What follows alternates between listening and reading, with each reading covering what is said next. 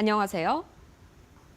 네, 김상윤 이데일리 뉴욕 특파원입니다. 네, 역시나 시장의 예상대로 또다시 이 금리 인하보다는 동결 쪽으로 이 연준의 선택이 기울었습니다. 이 배경에 대해서 가장 먼저 분석해 볼까요? 네, 이번 금리 동결은 시장 예상과 정확히 일치한 결정이었습니다. 연준이 지난해 7월 이후 이어오던 금리 인하 흐름을 잠시 멈춘 가장 큰 이유는 경기와 물가를 둘러싼 신호가 한쪽으로 명확히 기울지 않았기 때문입니다.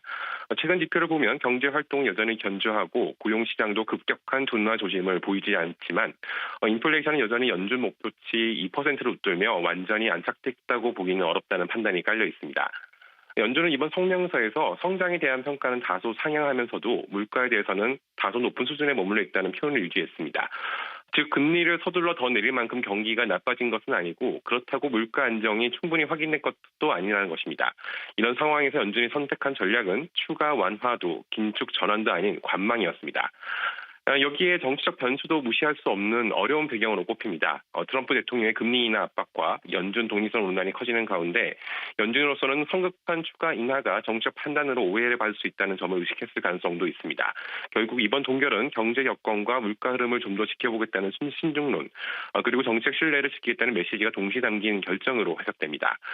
기자회견에서 추가 금리에 대한 단서는 쉽게 찾기는 어려웠습니다. 다만 파월 의장이 인플레가 여전히 2% 이상 유지하고 있는 건 관세 영향을 받고 있는 상품 가격 때문이라고 언급했고, 다만 이런 현상은 지속되지 않을 것이라는 기존 입장을 재확인했습니다. 향후 연준의 결정 시나리오엔 금리 인상이 없다는 점도 분명히 했습니다. 네, 그렇다면 과연 이번에는 금리 동결이 사실상 유력했던 만큼 시장은 이것 자체보다는 파월 의장의 입에 더 주목하는 분위기였죠. 특히나 이 연준의 독립성을 지키기 위해서 파월 의장이 어떤 메시지를 내느냐 여기에 상당히 주목했는데 기자회견 첫 번째 질문도 이랑 관련된 내용이었습니다. 네, 맞습니다. 이번 기자회견은 시작부터 사실상 연준 독립성 방어전으로 보였습니다. 첫 질문부터 파월 의장이 왜 이달 연방대법원에서 열린 쿡 사건 구두 변론에 직접 참석했느냐에 쏠렸는데, 파월 의장은 이 사건을 연준 113년 역사에서 가장 중요한 법적 분수령 가운데 하나로 규정했습니다. 대통령이 연준 이사를 정당한 사유 없이 해임할 수 있는지를 다투는 사안이었던 만큼 연준의 제도적 독립성 자체가 걸려있다고 본 것입니다.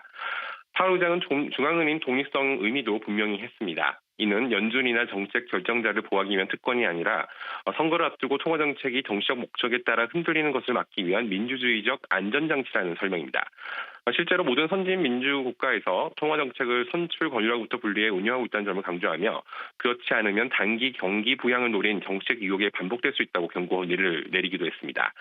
특히 최근 트럼프 대통령이 금리 결정 과정에 대통령의 관여 필요성을 계속 언급하는 과정을 의식한 듯 파월 의장은 중앙은행의 독립성은 한 번 잃으면 되찾기 어렵다고 지속적으로 말하기도 했습니다. 그러면서 우리는 아직 그것을 잃지 않았고 앞으로도 잃지 않을 것이라며 정치적 압박과는 선을 긋겠다는 메시지도 분명히 했습니다.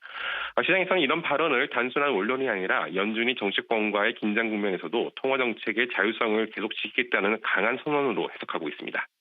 그럼 앞으로의 금리 경로에 대한 전망도 상당히 어떻게 변화했을지 궁금하네요. 가장 기본적으로 발표가 나기 전에는 이제 하반기 들어서나 첫 금리 인하가 이뤄질 것이고 연내에 총 2회 추가 인하를 기대했던 시장이었죠. 지금은 어떻게 변했을까요?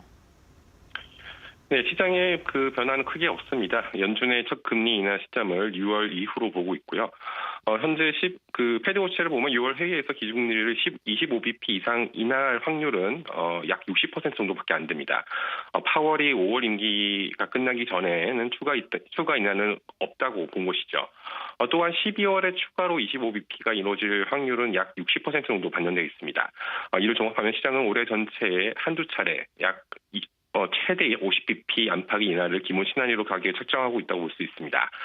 다만 월가의 평가는 이전보다 한층 더 신중해 보입니다. 연준은 현재 통화정책 기조가 물가 상방 위험과 고용 하방 위험 모두에 대응하기에 잘 맞춰져 있다고 보고 두 위험이 최근 몇 달에 비해 균형에 가까웠다는 인식이 정책 당국자 세대에 확산돼 있다고 분석하고 있습니다.